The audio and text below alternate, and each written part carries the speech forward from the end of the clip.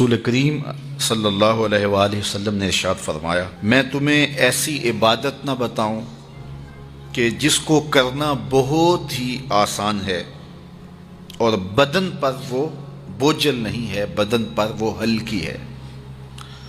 عبادتوں میں مشقت تو اٹھانا پڑتی ہے۔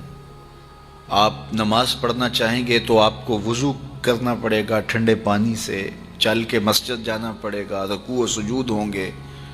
روزہ رکھنا ہے تو آپ کو دن بھر کی بھوک کاٹنی پڑے گی، زکوٰۃ دینی ہے، صدقہ کرنا ہے، خون پسینے کی کمائی سے پیسے جدا کرنے پڑیں گے، حج کرنا ہے تو بہت زیادہ مشقت اٹھانی پڑے گی۔ جتنے بھی اعمال ہیں خیر کے، اچھائی کے، ان میں بہت زیادہ مشقت اٹھانا پڑتی ہے۔ یہ طالب علم یہاں پڑھ رہے ہیں، 8 سال کا چلہ کاٹ رہے ہیں، معلمین پڑھا رہے ہیں، صبح تہجد سے اٹھتے ہیں اور شام تک ایک وظیفے میں لگے ہیں، علماء ہیں کام کر رہے ہیں، بہت سارے لوگ، کتنے مشقت والے کام ہیں، تب اللہ کی رضا جا کے نصیب ہوتی ہے۔ لیکن میرے حضور نے فرمایا تمہیں ایک ایسا عمل نہ بتا دوں جس میں بدن بھی نہیں تھکتا اور ہے بھی بڑا آسان؟ اللہ اکبر! فرمایا وہ عمل کون سا ہے؟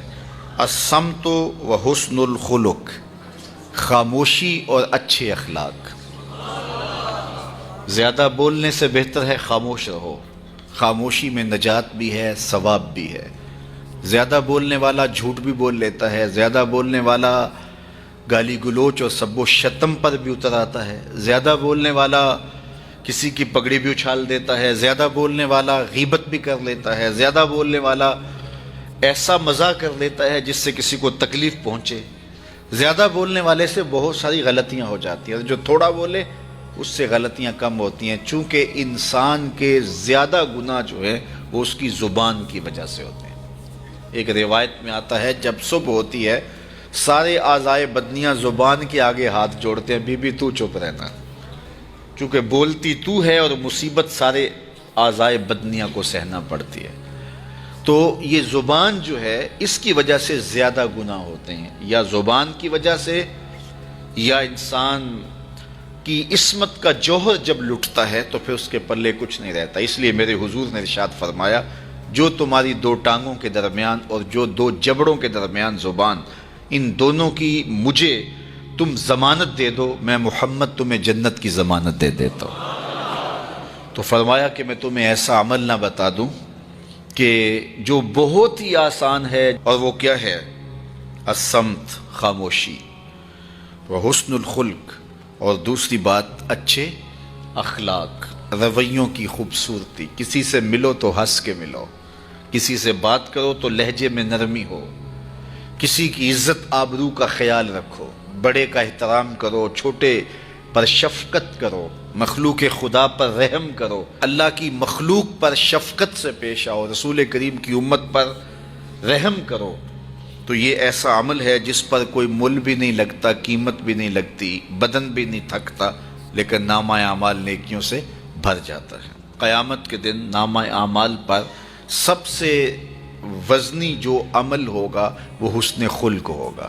حضور نے فرمایا کہ بیہودگی اور فحش کلام کرنا، یہ سب کچھ جو ہے، تو فرمایا یہ اسلام میں سے نہیں ہے، اور بہترین اسلام وہ ہے جس میں خلق اچھے ہوں۔ حضور نے ارشاد فرمایا کہ جو حسن خلق ہے یہ گناہوں کو اس طرح مٹا دیتا ہے جس طرح جو مصفہ پانی ہوتا ہے، اچھا پانی ہوتا ہے، وہ بدن سے میل کچیل اتار دیتا ہے، اور جو برے اخلاق ہیں وہ عمل کو اس طرح فاسد اور ضائع کر دیتے ہیں جس طرح شہد کے اندر سرکہ ڈال دیا جائے تو شہد صحیح نہیں رہتا۔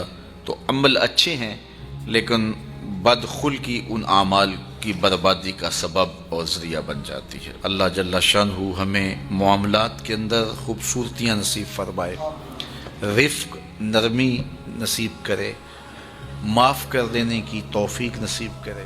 رزق کمانے کے جو مقاصد ہیں وہ بہت سارے ہو سکتے ہیں، لیکن شریعت میں کاروبار کرنے کے، رزق روزی کمانے کے بنیادی مقاصد 3 ہیں۔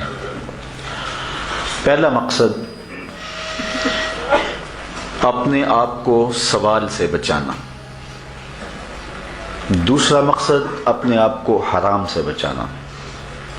تیسرا مقصد اپنی اولاد کی کفالت کرنا. یہ بنیادی مقاصد ہیں جن کے لیے رزق کمانا، روزی کمانا ہمارے اوپر لازم ہو جاتا ہے.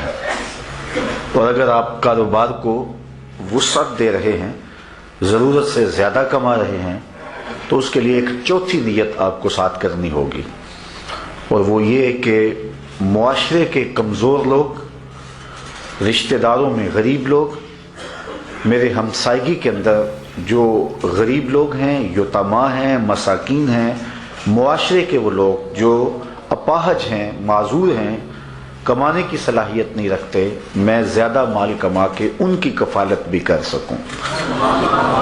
ان چار مقاصد کو ذہن میں رکھ کر کے جو رزق کمایا جائے گا وہ دنیا نہیں ہوگی.